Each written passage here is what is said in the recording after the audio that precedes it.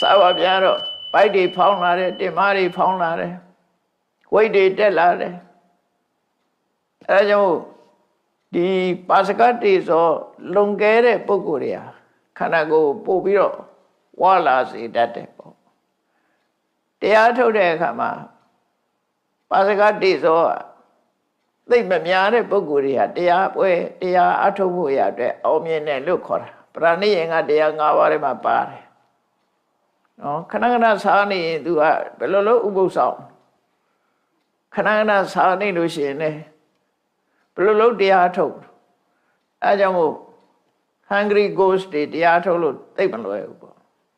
တော့ကြစားနဲ့ဆိုစားတတ်တဲ့ပုဂ္ဂိုလ်တွေဒါသဘာဝဖြစ်လာတာပြောလို့တော့မရဘူးရဟန်းတော်တွေထဲမှာဆိုလို့ရှိရင်ဟိုစန္ဒကုသပိတ်ကိုတက်ပြီးတော့ယူတဲ့ရှင်ပိဏောလပါရတော်ကသူကအဆိုင်ခုနလိုဝါမိကောင်းမှုရတယ်သူသပိတ်ကြီးအကြီးကြီးအဲ့သပိတ်ထဲပါတဲ့ဆုံးနေအကုန်စားတာတဖြည်းဖြည်းကျမှသူနည်းနည်းအစာတဖြည်းဖြည်းရော့သွားတာအစာပရမအစာတာကြည့်တယ်ဒါမို့သူ့ကိုခွင့်ပြုထားတာသပိတ်ကြီးအကြီးကြီးအခုဗမာပြည်ကဟိုလောက်တော့မကြည့်တော့ပါဘူးမနုဟာဖះကသပိတ်ကြီးတော့ကြည့်ပါတော့မဟုတ်အဲ့ဒါလို့အစာကြီးလို့အစာကြီးတဲ့ပုဂ္ဂိုလ်တွေလည်းလောကမှာရှိပါတယ်ဒါကြောင့်မို့တရားထုတ်တဲ့အခါမှာမြတ်တဲ့ဝါမိရှိရမယ်တဲ့မမြတ်တဲ့ဝါမိညံ့နေတဲ့ပုဂ္ဂိုလ်လည်းယောဂဖြစ်တယ်ဝါမိထက်လွန်အားကြီးရင်လည်းယောဂဖြစ်တယ်ကျမရေးကောင်းမှုအတွက်ကဝါမိကမြတ်တတ်ရမယ်လို့ဆိုလိုတယ်ပရဏိယင်ကတရား၅ပါးထဲမှာဝါမိမြတ်တတ်ဖို့ဆိုလေးရအောင်မြင်မှုအတွက်အင်္ဂါရတစ်ခုပဲအဲ့လိုဆိုတယ်အဲ့တော့ဓာတ်လေးပါးကမ္မထာကိုမဟာသရိပ္ပဏသုံးပါလို့ပဲဓာတ်လေးပါးတင်ရှုလို့လည်းရတယ်မဟာဟတ္ထိပရောပမသုံးပါလားသလိုပထဝီဓာတ်20အာဘောဓာတ်12ပါးတေဇောဓာတ်4မျိုးနောက်တစ်ခါဝါယောကြတော့6မျိုးရှိတယ်ဝါယော6မျိုးကလွယ်ပါတယ်ထွက်လေဝင်လေကတစ်ခုနှာခေါင်းကရှူရှိုက်နေတာလေးရတစ်ခုနော်နောက်ထဲမှာဗိုက်ထဲမှာတကုတ်ကုတ်မြည်တဲ့လေးရတစ်ခုဥထဲမှာရှိတဲ့လေးရတစ်ခုနောက်အင်္ဂါကြီးကလက်ပတ်သွေးတွေလက်ပတ်နေတာလည်းပဲလေးချောင်းလက်ပတ်တယ်လို့ဆိုတယ်သွေးတွေခန္ဓာကိုယ်အနှံ့သွေးလက်ပတ်နေတာလည်းပဲလေးချောင်းလက်ပတ်တာဖြစ်တယ်နောက်တစ်ခုကပါးစပ်ကနေပြီးတော့အေးလို့ထွက်လာတဲ့လေအထက်ဆန်တဲ့လေအောက်ဆုံးတဲ့လေဟုတ်လားအထက်ဆန်တဲ့လေအောက်ဆုံးတဲ့လေဥထဲမှာရှိတဲ့လေဥအပြင်မှာရှိတဲ့လေအင်္ဂါကြီးငယ်ကိုသွေးလက်ပတ်စေတဲ့လေရဲ့ဒီလေတွေကို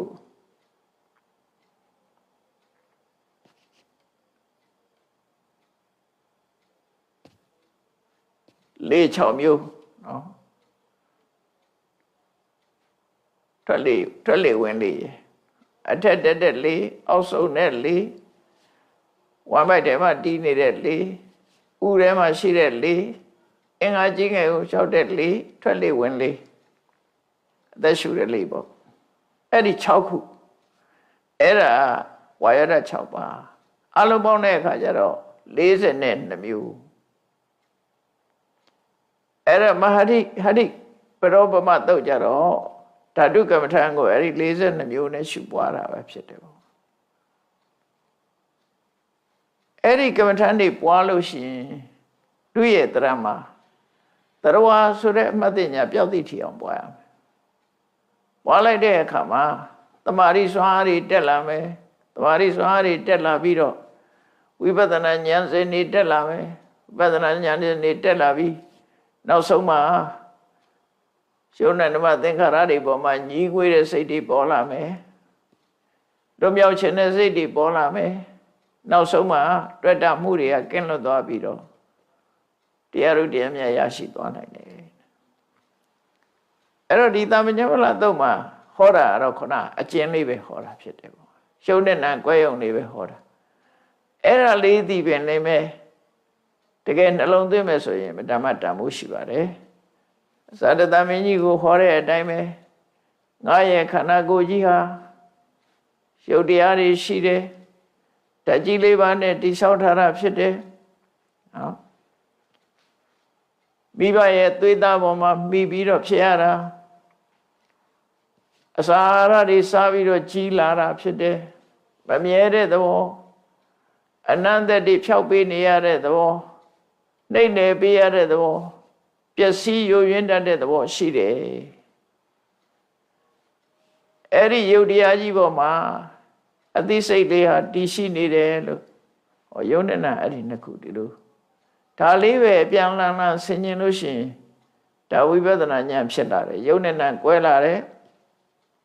တရဝဆိုတဲ့အတွေးဟာပျောက်သွားနိုင်တယ်တရဝဆိုတဲ့အမှတ်တင်ညာပျောက်သွားပြီးတော့တရားဓမ္မတက်တက်တာဖြစ်တယ်ဆိုတဲ့အမြင်မျိုးကိုမြင်လာပြီဆိုလို့ရှိရင်တော့စိတ်ဓာတ်ဟာတဖြည်းဖြည်းတန်းဆင်လာပြီးတော့မင်္ဂနဲ့ဉာဏ်မြင်တွေရောက်ပြီးနောက်ဆုံးမှာမဖို့ထီအောင်ရောက်ရှိသွားနိုင်ပါတယ်ဒါကြောင့်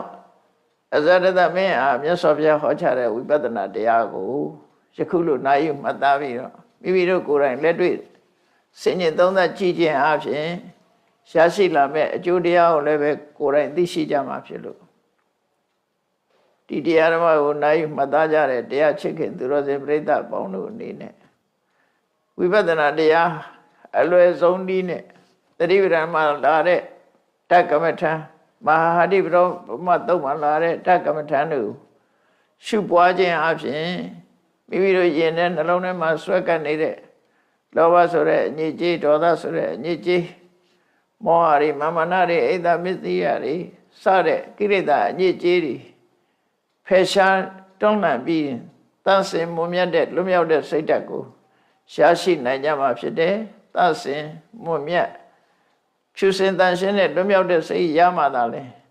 နိဗ္ဗာန်ကိုမျက်မှောက်ပြုနိုင်တာဖြစ်တယ်လို့ကိုယ်စီမှတ်သားပြီးကြိုးစားအထောက်နိုင်ကြပါစေကုန်သတည်းသာဓုသာဓုသာဓုရှေးသက်ချအောင်အရှင်ဖေယဖေယတပည့်တော်တို့သည်ဓမ္မအသိဉာဏ်ရရှိမှသာလျှင်နိဗ္ဗာန်ချမ်းသာကိုမျက်မှောက်ပြုနိုင်ပါသောကြောင့်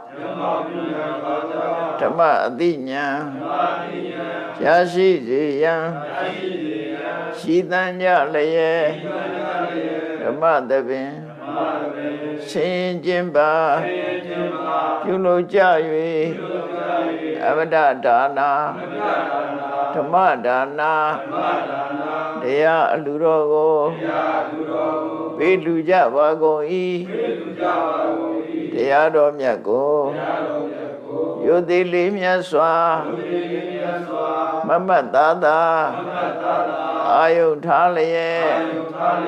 နာကြားကြပါကုန်၏တရားတော်မြတ်ကိုတတ္တဝဝတ္ထုအစုစုတို့ဖြင့်ပူဇော်ကြပါကုန်၏ယနေ့ယခုအာထုပြုလုပ်ကြရသောဤကောင်းမှုဤကုသိုလ်စုစုသည်နိဗ္ဗာန်ချမ်းသာ၏အကြောင်းထောက်ပံ့ဖြစ်ပါစေတည်းဤကောင်းမှု၏အဖို့ဘာကကိုအမိအဖာအဖို့အဖွာဆရာသမားတို့အားကုသိုလ်အမြတ်ဝေငှပါကုန်၏30ဘုံကျင့်ဤကုန်သောလုံးစုံများစွာတတ္တဝါတို့သည်ကုသိုလ်အမြတ်ကိုယ်စီရကြကုန်သည်ဖြစ်၍ ကိုယ်စိတ်နှဖျားချမ်းသာကြသည်ဖြစ်ကြပါစေကုန်သတည်းအားလုံးကြာကြာမြတ်အမြတ်